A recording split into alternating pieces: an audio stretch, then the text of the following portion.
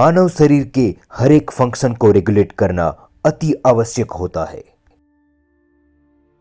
मानव शरीर के nervous system के न्यूरॉन्स हर एक सेल्स में नहीं पहुंच पाते, इसलिए जो शरीर के नियमन का यानी रेगुलेशन का काम है वो दिया जाता है हमारे बॉडी की एक अलग सिस्टम को, जिसका नाम है एंडोक्राइन सिस्टम।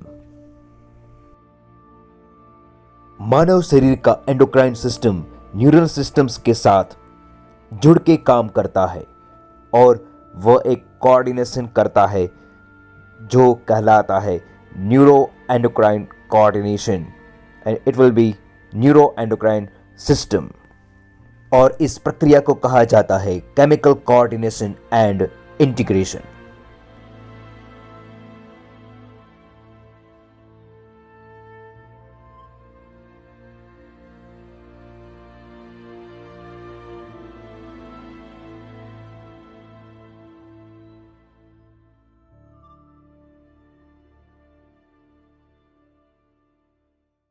एंडोक्राइन सिस्टम यानी हार्मोन्स की स्टडी को बोलते हैं एंडोक्राइनोलॉजी, जिसमें हम हार्मोन्स और उसके एक्शंस के बारे में पढ़ते हैं। थॉमस एडिसन को फादर ऑफ एंडोक्राइनोलॉजी माना जाता है।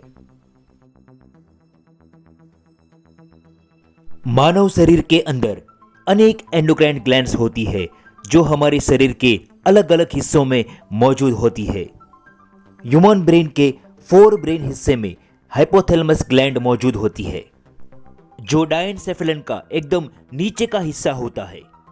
हाइपोथैलेमस के बिल्कुल नीचे एक गुलाबी रंग की मटर आकार वाली ग्रंथि यानी ग्लैंड होती है जो पिट्यूटरी ग्लैंड कहलाती है, जिसको एंडोक्राइन सिस्टम का मास्टर ग्लैंड भी बोलते हैं। फोरब्रेन के डोर्सल साइड में एक ग्लैंड होती है जिसका नाम है पीनियल ग्लैंड। ये एक छोटी रेडिश ग्रे कलर की होती है। इसका आकार एक पाइन कॉर्न की तरह होता है। गले के अंदर एक सबसे बड़ी एंडोक्राइन ग्लैंड होती है जिसका नाम है थायराइड ग्लैंड, जो ट्रेकिया के वेंट्रल और अपर पार्ट के पास मौजूद होती है।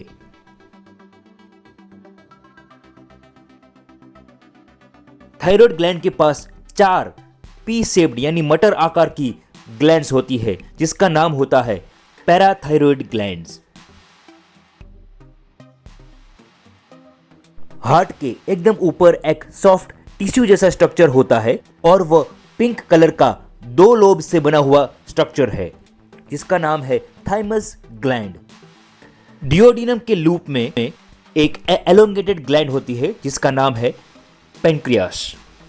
ये मानव शरीर की दूसरी बड़ी एंडोक्राइन ग्लैंड है। दोनों किडनीज के ऊपर के हिस्से में एड्रिनल ग्लैंड्स होती है जो ट्रायंगल आकार और पीले रंग की होती है। गोनैड्स भी एंडोक्राइन ग्लैंड्स में गिने जाते हैं। मेल में स्क्रोटल सैक के अंदर टेस्टिस होती है, इसे मेल गोनैड्स भी कहा जाता है। फीमेल्स के अंदर गोनैड्स ओवरीज होती है जो 1 पेयर में होती है यानी 2 ओवरीज। एंडोक्राइन ग्लैंड्स अपना सिक्रीशन वीनस ब्लड के अंदर यानी वेन्स के द्वारा हार्मोन्स से कंट्रोल एंड कोऑर्डिनेशन करती है। डक्ट्स की ना होने से एंडोक्राइन ग्लैंड्स को डक्टलेस ग्लैंड्स भी कहा जाता है और उनके सिक्रीशन जो केमिकल मैसेंजर्स होते हैं उसे हार्मोन्स कहा जाता है। हार्मोन्स एक प्रकार के केमिकल मैसेंजर्स ही होते हैं जो ग्लैंड्स और न्यूरॉन्स के द्वारा सिक्रेट किए जाते हैं। ये पानी और ब्लड दोनों में सोल्यूबल होते हैं और लगभग सारे हार्मोन्स सभी सेल्स के अंदर अपना एक्शन प्रोड्यूस करते हैं क्योंकि वे ब्लड से पास होते हैं। पर ये हार्मोन्स कुछ ही सेल्स में अपना एक्शन प्रोड्यूस कर पाते हैं जिनको टारगेट सेल्स कहा जाता है। ये टारगेट सेल्स हार्मोन्स को इसीलिए रिस्पॉन्स देते हैं क्योंकि उसके सेल मेम्ब्रेन और उस सेल्स के अंदर कुछ खास प्रकार के रिसेप्टर्स होते हैं। ये रिसेप्टर एक खास प्रकार का प्रोटीन होता है जो स्पेसिफिक हार्मोन्स के साथ ही बाइंड करता है। ये रिसेप्टर्स या तो सेल की सरफेस के ऊपर पाए जाते हैं या फिर सेल के अंदर साइटोप्लाज्म में ये मौजूद होते हैं, जो हार्मोन्स के प्रकार के ऊपर निर्भर करता है। जिस सेल में रिसेप्टर नहीं होते हैं, उस सेल में हार्मोन्स का कुछ भी असर नहीं होता। हार्मोन्स का सिक्रेशन पूरा का पूरा एक स्टिमुलस के ऊपर डिपेंडेंट है और उनका रिस्पॉन्स या तो पास वाले टिश्यू में होगा या फिर दूर के टिश्यू में। हार्मोन्स का डिग्रेडेशन टिश्यूज के द्वारा होता है और उनका एक्सक्रीशन लीवर करता है in the form of bile, और किडनी के द्वारा भी in the form of urine. Exocrine glands भी हार्मोन्स बनाती है, जैसे कि salivary glands, sweat glands and sebaceous glands.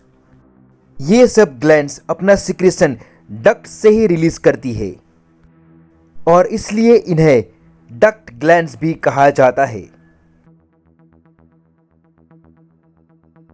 Human body के अंदर कुछ ऐसी भी ग्लैंड्स है, जैसे कि पेनक्रियास और गोनेड्स, जिसका काम एंडोक्राइन का भी है और एक्सोक्राइन का भी, इसलिए इनको मिक्स्ड ग्लैंड्स भी बोलते हैं या फिर हेटेरोक्राइन ग्लैंड्स।